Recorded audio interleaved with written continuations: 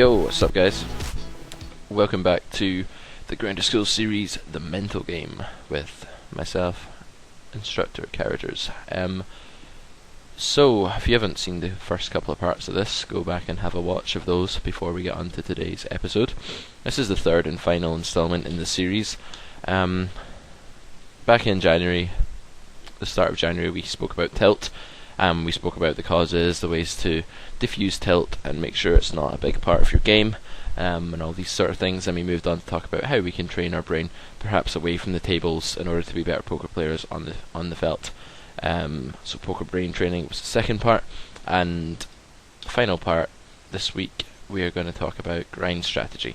So we're going to start off by discussing a little bit of bankroll management. A lot of you will be familiar with some bankroll management concepts already. You'll have a fair idea what you're doing. Some of you may not. Had a student recently whose bankroll management was just like atrocious. Well, it wasn't actually recently, it was a while ago. But like since then, I've always I want to make sure that people know what they're doing with bankroll management, and I think there are a lot of aspects of it that are that you may not know about, and a few different sort of bankroll management strategies and sort of plans that you can take. So I want to go over the pros and cons of varying levels of aggression in your bankroll strategy and the implications they'll have on your game and what might be suited to you and what factors you might want to think about. And then poker routine is where I want to sort of talk about the importance of having a structure in your poker life and sort of knowing when you're going to play, keeping to a routine, taking it seriously and things like that. Making sure that you've always got a good sort of balanced routine between playing and studying. So then I'm going to move on to talk about that in a bit more detail. Study versus play, where we're going to discuss how much of our poker time we want to use studying off the tables and how much we want to use getting practical, hands-on experience playing. And we'll find that these levels and the ratio between study and play is going to change as we become more competent, as it will with anything. And then we're going to talk about discipline and being serious, like sort of treating poker as a big part of your life, like you would a job. If you've got a career, yeah, poker might be a side hobby for you, but it's still going to be important. You want to make money from it, and it's a very competitive industry. So any time that you're competing against other people for money, much as you do in a lot of career ladders, you want to be taking it seriously and you want to be having a professional approach to it. And I'd imagine that if you're like semi-serious about poker, it's no longer just a bit of fun. It's no longer clicking buttons. You've got a Grinder School subscription. You're actively paying to get better at this game, so you want to make money. So we need to have the right mental attitude and give it the consideration and the sort of priority it deserves in life as well. I'm going to talk about moving up in terms of success, but more specifically in terms of the stakes that you're playing. What things do we need to think about when we move up? How do we sort of limit the potential shell shock of the higher limit and all the disasters that can happen when we first start playing a new limit, and how do we adjust to it, and what sort of things should we be doing? And I want to touch on the poker community and just like the advantages of this great community and all the things you can do to take advantage of the people, or not take advantage of the people around you. That sounds a bit sinister, but to sort of work together with the people around you, and cooperate to get better together, because ultimately we're all in this for the same reason, and that's to beat the hell out of the fish and the other regs that aren't part of our little sub-community, and each other if we come across each other too, but let's not talk about that so much. Alright, so I'm going to start off with bankroll management, and yeah, just to let you guys know what's up just before I get right into this. There'll be a live play video later this month. Happy February to everyone, still January here, but there'll be this one in February, and then I'll be bringing out a live play video towards the end of the month. And I know I've not played for you guys live in a while, so I figured I'd record 3 or 4 tables and sort of talk about what factors we want to consider. And I'm going to do I've got a new idea where we're going to be like pausing the video to think about the relevant factors, and then we can unpause and I'll go over what we should be thinking about in each spot as it comes up. So whenever I say pause in that, it'll be pretty sweet, and you guys will get to pause and then have a go at getting down to thinking about the right sort of factors relevant in each spot. So I think that's a good idea. Anyway, bankroll management. So Different strokes, different folks. This is a well-known expression to me. Many of you may have never heard this before. I don't know how universal this expression is. And basically what it means is that different strokes for different folks, different things suit different people, basically, and it depends on your sort of mentality, what will be best suited to you.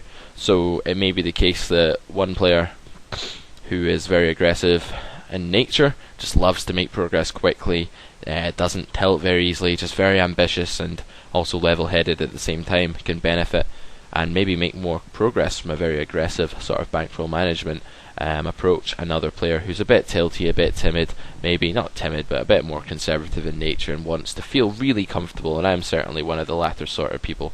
I like to have a lot of buy-ins for a stake I'm playing, so people like myself and others that fit into this category will benefit more from taking a more sort of conservative approach to bankroll management. So what does that mean? Like, how do we put that in terms of actual numbers? Well, an aggressive bankroll management strategy basically these days is sort of defined as 20 buy-ins. And I say 20 buy-in shots here because when we move up with only 20 buy-ins, it is really a shot. And the reason that I say that is that if we lose, say we go on a 6 buy-in downswing, 8 buy-in downswing, we're down to 12, 14 buy-ins, and that's not really enough to keep playing the stake. So what that means is, and we'll get onto this more later, but you do have to be willing to treat, if you're playing an aggressive 20 buy-in strategy or something around there, you have to be willing to treat losses as, a sort of step back, and you've got to then move down again and rebuild and go from there. And the disadvantages of this strategy include the fact that you're more subject to variance. If you run bad, you don't get that much time to try out the new stake and try to beat it because variance cripples your roll again before you've had the chance to, and hence you've got to move back down and rebuild, and that can be very frustrating. The upside is that if you run good, you've just saved yourself a shitload of time because you've not had to build up at a stake that's half in value of what you're playing, so you've just basically doubled your win rate, you've doubled your progress, and it's more of a gamble, and it depends on your nature. So sort of people that would be suited to this are people who, if you're working a lot and you don't have that much time for poker, I would generally say that this is more suited to you as long as you're quite level-headed and you don't tilt and you're not likely to self-destruct your roll or something, and that you've got the discipline to move back down. But if you've not got, say you're working a full-time job, you've got family commitments, you've got social commitments, you've got other things going on in your life, which a lot of people will, that aren't full-time grinders or students or whatever like myself, you'll have more going on. In that case, maybe you want to be a bit more aggressive just to try and speed things up. Not for everyone. You might have a full-time job yet, just want to take poker slowly and just be in no rush to get to where you want to be. But if you're in a bit of a rush and you really find yourself tilting due to impatience, if you're playing a smaller stake and you just want to move up all the time, then maybe this strategy is for you. But at the same time, if you're tilty because of that, then it's definitely not for you. One warning I would give is that if you're tilty, a 20 buy-in aggressive bankroll management strategy is going to end in disaster or just in you playing badly and not feeling secure.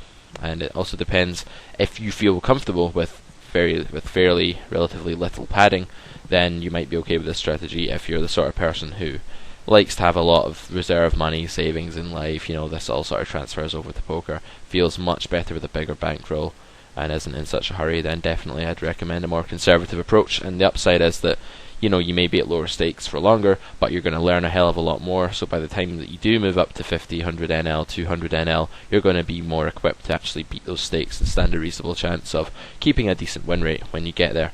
So there certainly are a lot of disadvantages to this strategy, but it has its perks. I'll just say that in the past, and people who read outdated sources of bankroll management from 2006, 20 buy-ins was like Net City. People would take shots at 10 buy-ins, and I used to play 100 NL with 8 buy-ins because I had no idea what was going on. It was 2006, nor did anyone for that fact. But things have changed now to the point that the standard has sort of shifted from 20 up to 30 to 40 buy-ins, and I'd then define it as a move up. It's no longer really a shot that you're taking because you can afford to lose 10 buy-ins and you're still going to be rolled. Move back down at 20 if you like, and just take, if you move up at 40 buy-ins and then move back down at 20, that's a 20 buy-in downswing that you can handle. They're not that common, they happen, 10 to 15 buy-in downswings, 20 a bit less frequently. They can happen, but the chances are that if you're a good player and you're able to beat that stake, variance isn't going to force you down to the limit below and impede your progress in a time sort of sense. It's not going to waste as much of your time. because you're going to be able to stick. Generally it's a move up, and move up has the implication that it's permanent when you step up to the next game. So this is where everyone should start out, I think. If you don't know what sort of bankroll management strategy suits you, and you don't really have a preference like at this point, then I would definitely start off with a moderate strategy. I'm going to outline an example of a moderate strategy at the bottom of this slide in a minute, and go over sort of how things change as we move up and how we need more buy-ins for each stake, because A, our edge is lower, B, your win rate's probably more subject to variance, and C, our mental state can't handle as much bad variance, and so we're likely to play a bit worse as we move up and the money starts to mean more. So I'm going to talk about that in a minute. But yeah, 30 to 40 buy-ins is pretty standard stuff as far as modern 2012 bankroll management strategy goes. We've got a conservative approach as well, which is certainly not uncommon. I know a lot of people who take this approach, they just want to have more buy-ins. 50 buy-ins plus. When we get to like 200 NL or something, this isn't like that conservative anymore, as we'll talk about in a minute. But for the micros, which is what we're fundamentally concerned about at Grinder School, because most of our audience are micro low stakes players, 50 buy-ins is a lot of money to have for a stake like 10 no limit, where we expect our edge to be okay, and we expect to be able to beat the game with a bit of practice, with some coaching, with some after watching lots of videos and taking notes and analysing. So once we become more competent, we expect to have a good win rate at these stakes. We expect there to be a lot of fish that leads to less variance, because the fish are easy to play against, and we don't make as many mistakes, so variance is going to be lower in general.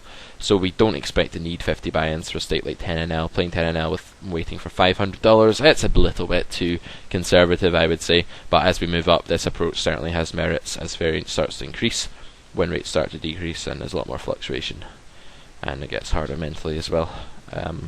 There's also nitty players who will play with like 80 buy-ins plus.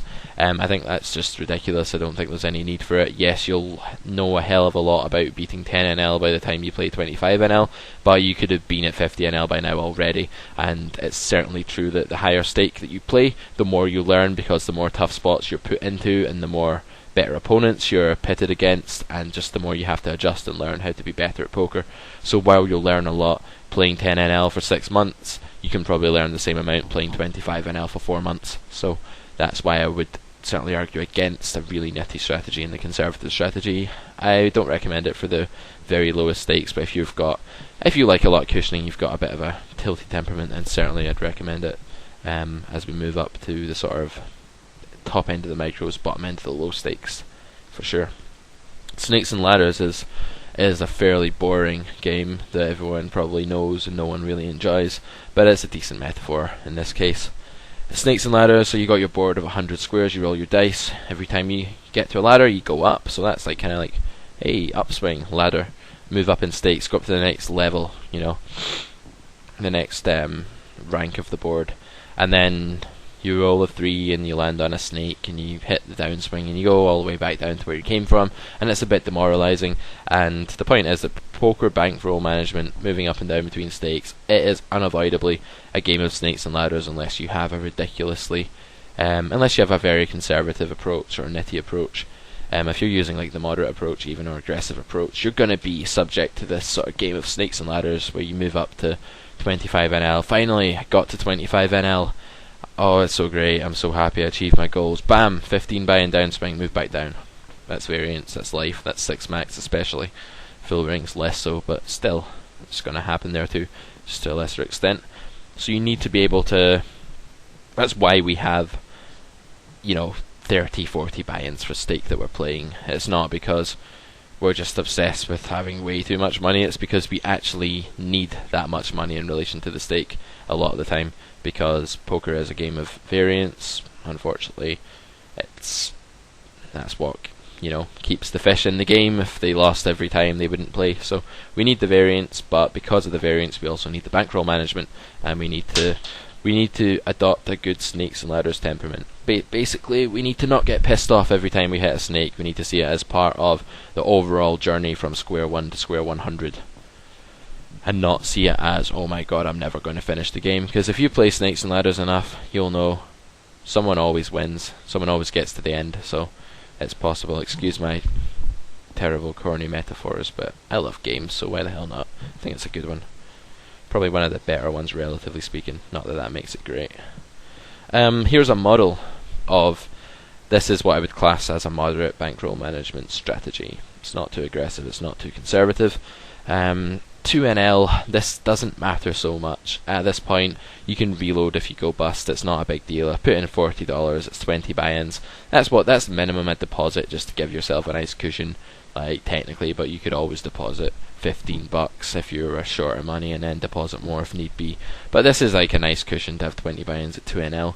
Then when we get up to 5NL, I'd say 20 buy-ins is fine, just because the money doesn't mean so much at this point. Reloading is still kind of an option, but it's obviously good to get into the habit of not reloading and just sort of treating your roll as an entirely separate thing from real life. That's like one of the most imperative things that you can do and that you need to do when you first start grinding, is to say, here is my real life money that's used to buy a bit of beef to roast, it's used to buy fuel for my car, whatever, and here is poker money that's not used to buy any of that stuff. Maybe when it blossoms in the future it will be, but for now it's just a bunch of digits on a PokerStars cashier screen, and I want the digits to go up, and they don't mean anything in terms of what I can buy in real life.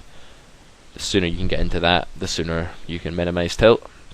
That's one thing I maybe forgot to mention in my tilt slide, but I think everyone should know that you need to see your roll separately. So it's a good idea to get up to even at these low stakes 2NL, 5NL, to still have 20 buy-ins or more, just so you can feel comfortable and not have to worry about redepositing, because if there's a fear of redepositing as an actual threat in your mind, then it's going to become real, and it's going to re-establish that link between real life money and your poker roll, and you want to minimize doing that basically at any cost. So when we get up to 10NL here, you'll notice that we started off with 20 buy-ins and we've now jumped to 30. The reason for that is simple. There's just a bit more variance and it's a bit harder to deal with the losses, blah blah blah. We need a bit more of a cushion generally, and the games are tougher. 25NL, you'll see the same exponential increase up through 50NL to 100 is where we need 40 buy-ins, and I'd say that's a minimum. I am certainly not comfortable playing 100NL without 40 buy-ins. I think some people are, but different strokes, different folks. 200NL, 10k is like another minimum. When you get up to 200, there's just too many regs, too many reg wars, too much variance, too much fluctuation, so you need a good cushion there. And obviously you can imagine by the time you've reached 600NL, you probably won't need Grinder School videos anymore, so I haven't included that here because I don't think anyone will be watching that.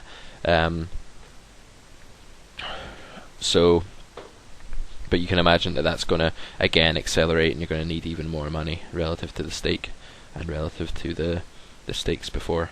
So poker routine, so when to play poker, how to fit it into the structure of your life, and sort of know yourself and know your mental states, and when you're going to play well and when you're going to play badly.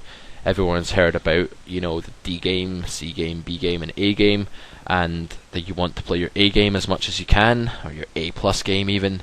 So how do we do that? Because these different grades of our game, they rank basically our win rate and how well we're likely to do. So we want to be playing our A game as much as possible. So how do we do that? So the first thing is to never play when you're tired, unfresh, or not ready. Basically the opposite of what I've put there. We want to play when we're awake, fresh and ready. So when you get home after a long day of work and your mind's a bit frazzled, if you're one of those people who works full time then plays poker on the side, that's fine, but be a bit careful about how burned out you are, and take a break and sort of rejuvenate. The mind is great at rejuvenating if it just sort of has some downtime for an hour. When you come back, your concentration span is right up there. Your levels of focus and how well you're going to play, you're just way more likely to play your A or B game instead of your C or D game. So that's one thing to think about. Also, if you've just woke up in the morning and you're knackered and you're just out of bed, have a coffee, have a shower, have some breakfast first, do some studying. So that's how play when you're awake, basically. Don't play when you're tired.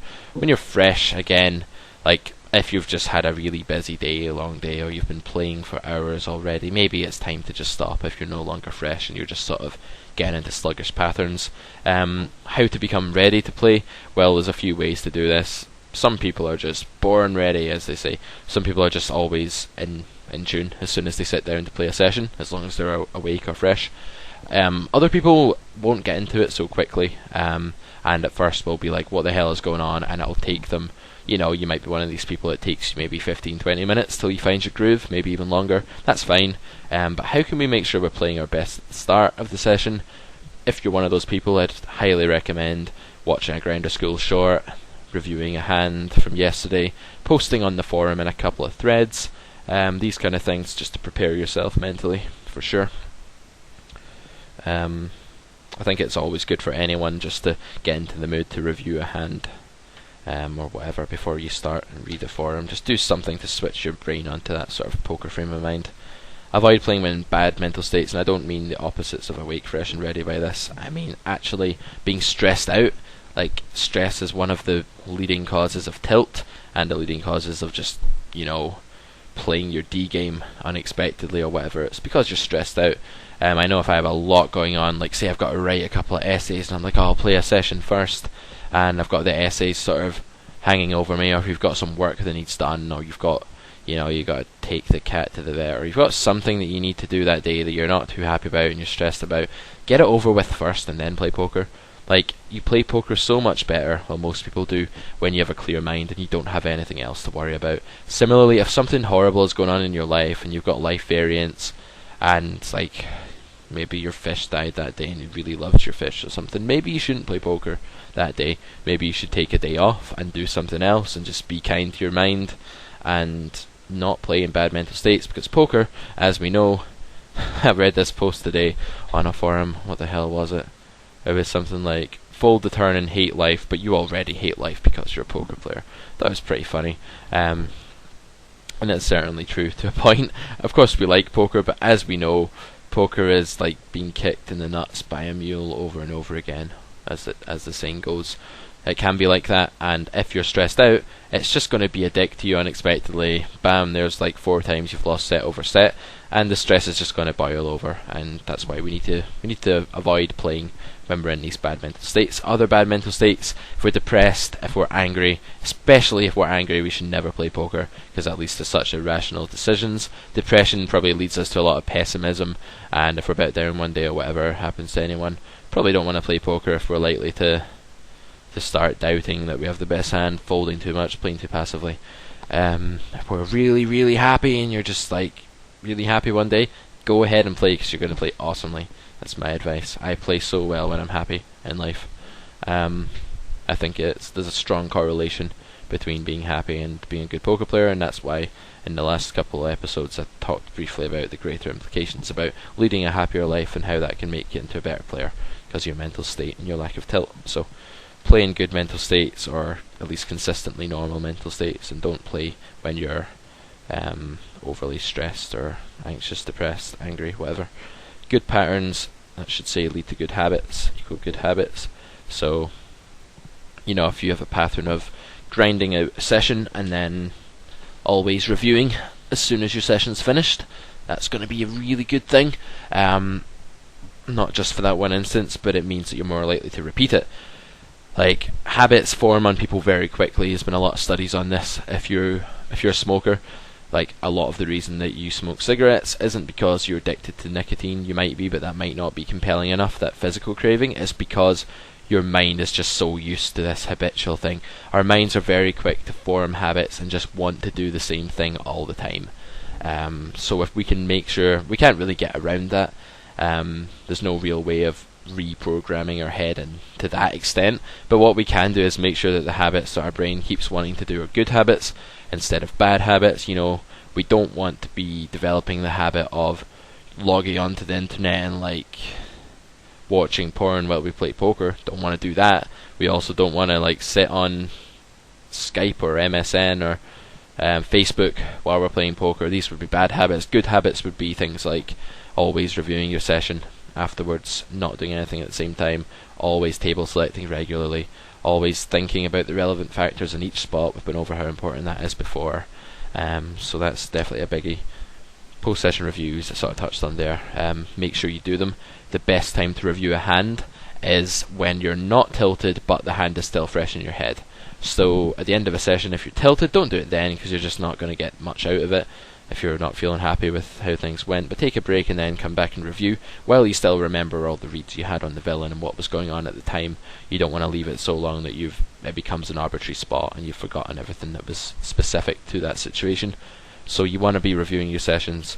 Every time that you play a session, you want to be reviewing it, because you're just going to learn so much, and learn what mistakes you made, and review winning hands, review losing hands. I went over this last time on brain training, but yeah, make sure you get into the habit of doing that. So study windows are just as important as grinding windows. So when we're sat there deciding what we're going to do that day, we need to also make sure that we're designating time aside to study. I'm going to get onto that in the next slide. Is going to be all about how much we should study versus how much we should play. It's definitely important. So make sure that we're not just constantly grinding without putting in any thought or learning new concepts or learning how to apply concepts we kind of half know, stuff like that. Oops. Oh wow, backspace works. I'm so bad at computers, man. Like, that came up there with two points, and I was like, how to remove second point. Anyone that knows anything about a computer would be like, just press backspace, you idiot. But I was like looking at my keyboard like, which key will do this? And I saw the backspace one with the arrow going to the left, and I thought, that's a good bet, I'm going to go for it, and it worked. So I run good sometimes at computers, even though I don't really know what I'm doing. So micros. Now, study versus play, this will shock some of you, and I'm sure like 80% of the people watching this video are going to be like, oh no way man, surely not. But yeah, actually, 60-40 study versus play. The reason for this is that poker is a huge minefield, and there's so much to learn before you can actually start playing well. Like, if you're putting in 80% of your time grinding, 20% of your time half learning concepts, not getting enough time to properly learn things or try them out, then you're not going to get better very quickly, and even more dangerously, you're going to develop a lot of bad habits on the felt as well. You're going to be doing things that you think are standard that are in fact bad, and a lot of my students have this problem. Essentially, they have not studied enough in their poker infancy, and as a result, what's happened is they've developed these bad habits that they think are totally normal, and they'll they'll c-bet this horrible flop to c-bet, and I'll be like, so why are you c-betting this spot? And they'll say, oh, standard c-bet spot. And I'll say, is it? Why?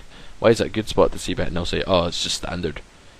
And I'll be like, well, that is meaningless. It doesn't mean anything. It's just you justifying something that you've got no idea whether it's good or bad. So this is why we need to study. We need to learn, is it a good c-bet spot? Why are these sort of spots good? What factors make it good? And we need to do that off the felt before we can apply it on the felt.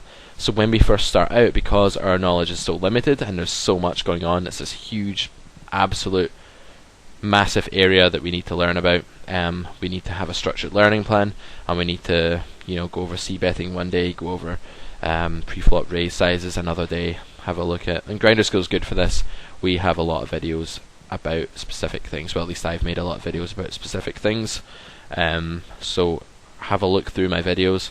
And this is just as a starting point. There's obviously a lot of other ways to learn too, and sort of go through the different themes and make sure you understand them and stuff like that, and make sure that you're studying 60% of the time at least and playing 40% of the time.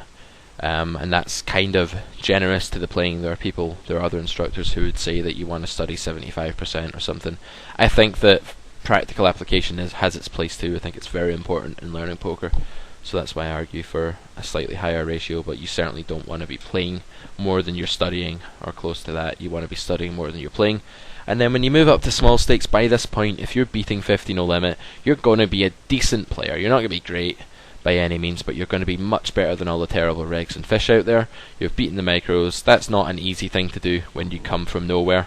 It is for someone that's obviously got experience, but when you just take up poker, or you just start taking it seriously, maybe you've been playing for years or whatever, but you've just never really bothered to learn what you're doing, it was just a bit of fun, and now you've decided to take it more seriously.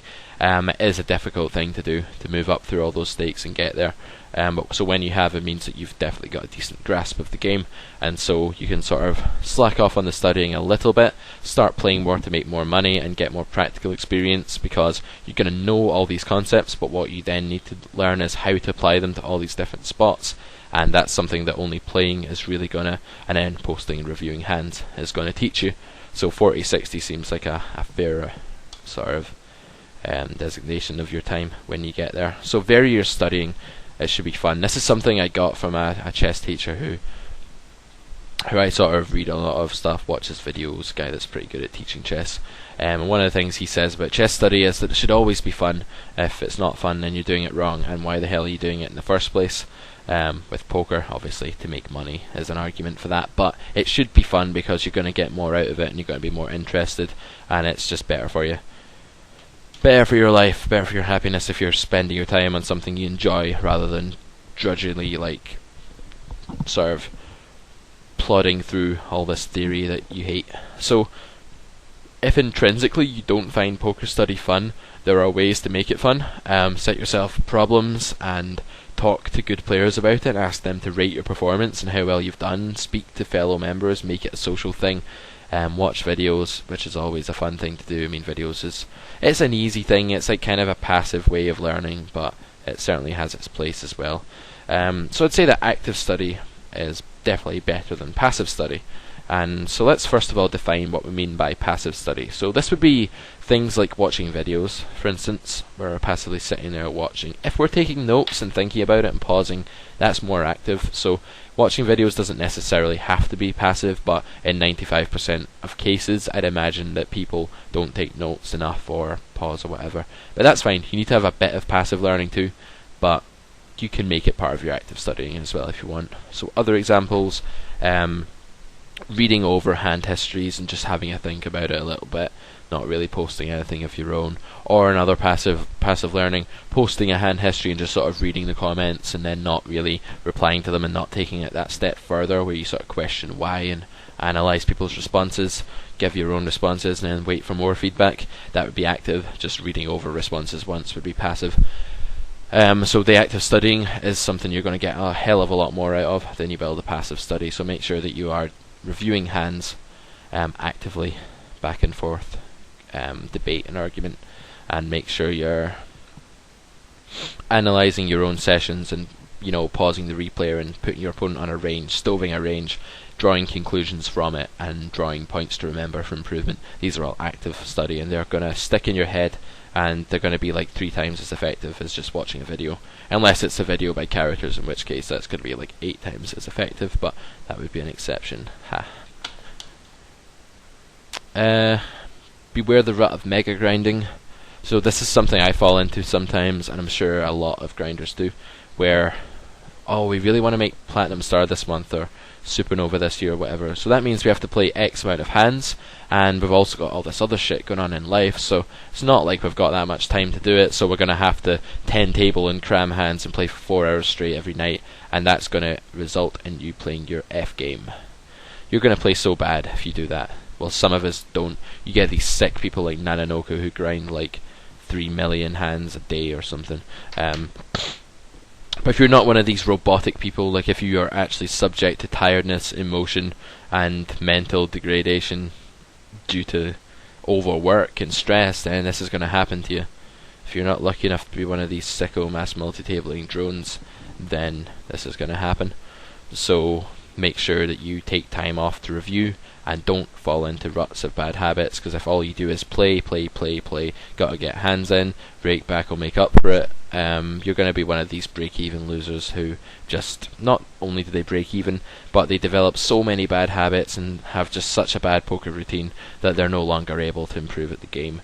And that's like the number one thing to involve. You don't ever want to stagnate for a long period of time, and if you find yourself stagnating, you need to shift the balance between study and play more to the left hand side, and you need to start studying a lot more than you're playing. Whereas if you're doing really, really well and you're picking everything up really fast, maybe you can shift it to the right a little bit. You see where that's going? Is that all? Yeah. Discipline. So, sort of discipline and taking poker seriously. we want to, anything that we're trying to make money at and we're trying to be a success at, any hobby, I think that any hobby at all, like, that's competitive in nature, you should really put everything into it and have a disciplined approach. I just think that's the way people should be about their hobbies and their goals in life. I don't think anyone should have a lazy, sort of half-assed approach to anything of a competitive nature. That's in my sort of nature to be that competitive, but most poker players are going to be really competitive and they're really going to want to win. They're going to hate losing. It's just in our nature, so we need to take it seriously for that reason, and we need to treat poker like we would work, but fun work. Not all work's fun, some of it has to be done, although yeah, if you're doing something shit, you should do something you like, in my opinion, but a lot of people like money. Anyway, kind of going off in tangents and philosophizing now, but yeah, in my opinion, you only get one life. It should be fun. Whatever you do with it, it should be fun, and a lot of poker players share that incentive because one of the motives to playing poker is that they want to make a lot of money and they want to be a success, and they also want to do that instead of grinding out an office job that they hate or working in a manual labour job that they hate. They want to do it with poker because that's fun and it's exciting and it's adrenaline invoking and it's all these things. So you need to treat poker like it's fun, because it is fun, and at the end of the day, if it's not fun, we shouldn't be doing it.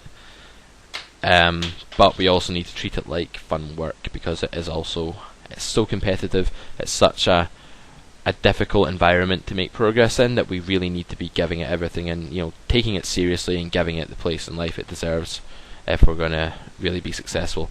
Very few people are successful in poker. Like 80% of people who, I don't want to demoralize you guys, but like the vast majority of people who try to make it in poker end up stagnating and giving up fairly quickly and not beating many stakes at all. And that's because it's very difficult and people have other things going on and they don't dedicate enough time or effort to it. And the people who really, really treat it like work, they are the ones that really succeed. So it's fine if all you want is a hobby that makes you a little bit of money, but if you really want to get far in poker, then you do have to treat it like work, for sure. So write out a time management plan. This is sort of just to control your balance between study and play. When are you going to be studying? When are you going to be watching videos? When are you going to be playing? When are you going to be reviewing? And when are you going to find time to talk to your poker buddies about different lines and sort of converse and bounce ideas back and forth? You need to make time for these kind of things. And we also need to fit it around our life. So it helped for me to draw up a sort of chart of when I was going to play and stick to it to make sure I got everything achieved that I wanted to when I was working my way through the stakes. So multitasking in poker don't mix. That's like I was saying before. You don't want to be on Skype all the time when you're playing. You don't want to be sat talking to your buddy on the phone. You don't want to be looking up some news story about a dog that attacked a baby or something terrible like that while you're playing poker, because it's not good. Like, the worst, most depressing thing you can do while you're playing poker is read the news, because the news is very rarely cheerful. But it's not just because it's depressing, it's also just it's a distraction. You don't want to be reading anything really, because it's whatever you're reading is going to take your mind away from poker, and you don't even want to be watching a training video while you're playing, because you're not going to get as much out of the session because you're going to be distracted by the video, and you're not going to absorb much at all in the video because you're going to have to be constantly playing poker. So don't think that if you're doing something poker related at the same time then it's going to be okay, because you should really give full focus to your sessions, and if you're really bored in your sessions then you're not playing enough tables, and yeah, you need to find the right amount of tables to play. So specialise and work. So what this means is that you need to stick to a sub-discipline of poker and specialise in that. Very few people will be a jack of all trades and be amazing at all trades. If you're an all-rounder, generally you're not as good at each individual aspect as someone who specialises in those aspects. You know, it applies to all sort of areas in life. Someone who's done a chemistry degree for 8 years and then a postgraduate degree is going to be hellishly good at chemistry and probably as a result not as good at maths or physics or English as someone who's just studied lots of different shit. So yeah, so in poker we need to pick a discipline. For me it was 6 max cash, and that's certainly would recommend that discipline, but there are a lot of other options. Sit and goes, tourneys, all viable. If you've got a lot of time, that is, tourneys are viable. If you don't have that much time, then cash is probably better suited for you. And yeah, you can choose between full ring, heads up, and 6 max, but not many people start at heads up for obvious rake reasons and availability issues. So sort of pick between full ring or 6 max. That's the first thing to do, and then choose what format you like better out of sort of tournaments, sit and goes, or cash games. So prioritize poker in life.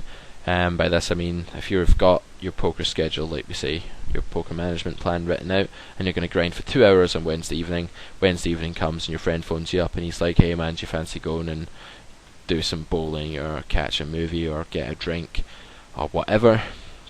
I mean, if it's something really awesome, like he's got you a date with this hot girl or something, then maybe you should do it. But in general, you need to prioritize poker. You need to be able to say, I'm sorry, but I can't hang out with you tonight. I can't do this with you. I'm playing poker and it's like work to me, and I'm serious about it. So you need to have it up there. You need to prioritize it. You can't just be dropping poker every time every time another option comes along, or you're never going to get to where you want to be. Moving up, this is something that is awesome. It has a lot of reward to it. I mean, there's nothing more satisfying than sitting down for your first session of 200 NL when you've been grinding 100 NL for the last 6 months, let me tell you.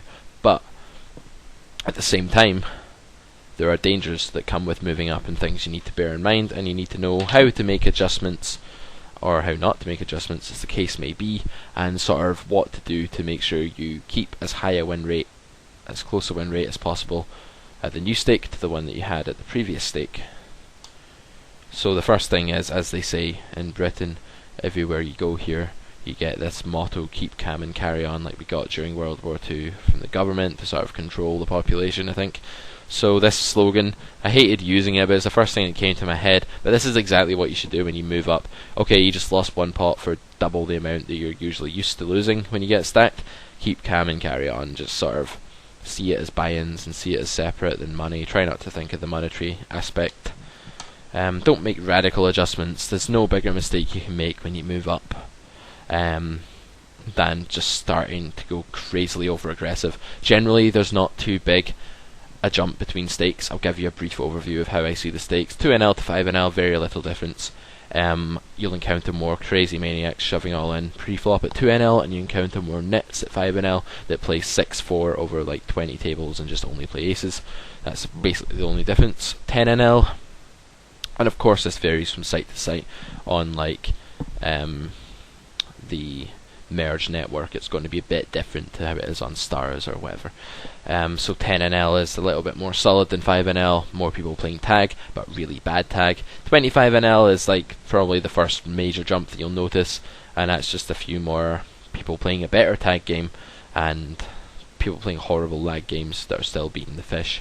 And slightly less fish as you move up. 50 no limit is the stake where the regulars are just too aggressive and they've just over-adjusted far too much, and they all play like they're playing 1000 NL, but they don't really know what they're doing with the aggression. So it's just full of kind of, well, it's certainly, it goes through phases, but a lot of the time 50 NL is full of craziness. At 6 max, I can't talk about full ring because I've not made I don't coach full ring, and I haven't made the sort of full ring journey through the ladder. And then 100 NL is the first stake where you'll really start to think, wow, this guy actually knows what a range is and he knows what he's doing. And 200 NL is a very big jump from 100 NL, relatively speaking. So yeah, generally the jumps get bigger the higher up you go. It's another sort of acceleration curve. So enforce your stop loss when you move up. Say your stop loss is usually if you lose 5 buy-ins, you quit. If you lose 3 buy-ins, you've just lost more money than you would losing 5 buy-ins at a lower stake. So when you move up and lose 3 buy-ins, it's probably going to affect you mentally, probably more so than losing 5 at the previous stake is. Therefore, you should definitely just restrict your stop loss at first until A, you get more comfortable with your game, and B, you've got a bigger bankroll due to beating the games and you can handle a bit more variance. So definitely enforce your stop loss and probably sort of make it a bit more strict, just to sort of preserve yourself from tilt. You will be more prone to tilt when you play a higher stake, it's only natural, so make sure you're doing that. Reduce the amount of tables you're playing and think. You need to be able to think when you move up because you're playing tougher opposition. plays that worked all the time at lower levels aren't going to work in the same spots because people are more aware of what you're doing. They're not so bad, they're not so passive. There'll be more aggression and just more awareness and hand reading going on as you move up. That involves you thinking at more than level 1. You can't just think, I'm going to c-bet because this guy's a fish anymore. You have to think, what's this guy's range? How well does it hit this flop? How does he expect me to play my range? What does he think my range is? All these things. And I'm not saying at 5-0 you have to do this, at 2-0 you don't. You should be practicing this kind of thing whenever you're against a thinking player. But the point is that you're going to be forced to do it more and more as you move through the limits, for sure. So you want to reduce the amount of tables that you're playing in order for you to do that effectively. And also, again, it helps you to tilt less. If you're playing less tables, you've got more time between actions and you don't get bombarded with negative variance so quickly. Micro regs still suck. Yes, they're better than they were at 2NL, if there's such a thing as a reg at 2NL. I guess there is. But if you play 10NL, the regs are still awful. They still don't really understand what they're doing too well, or they'd be playing higher. So you can basically not feel threatened by them. Don't feel, oh, this guy's good, he's a 10NL reg and I've just came from 5NL. It's not like a big school, little school sort of environment in poker. It's much more the case that people are strewn all over the place and there's fish at every level. Which brings me on to the next point. There are always going to be fish, so table select and find them. But yeah, the micro regs still totally suck. So don't feel threatened and don't start playing scared money because you feel inferior. The chances are, if you're watching this video, you're better than 80% of the regs at the stake above you. You just need to find a way to beat the rake and get there. There'll always be fish, so table select.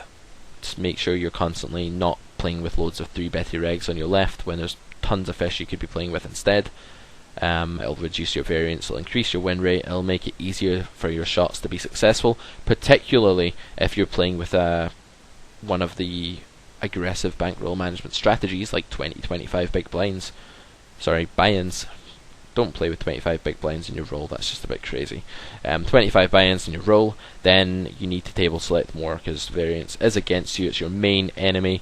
Your friend there is the speed of which you can move up, and your enemy is the amount of variance and how it can just cripple your roll. So to reduce that, it's imperative that you table select a lot, but you should do it anyway, regardless of your bankroll management strategy. So the poker community are here for you, basically, here for each other. We're all in the same boat, and they're an awesome community.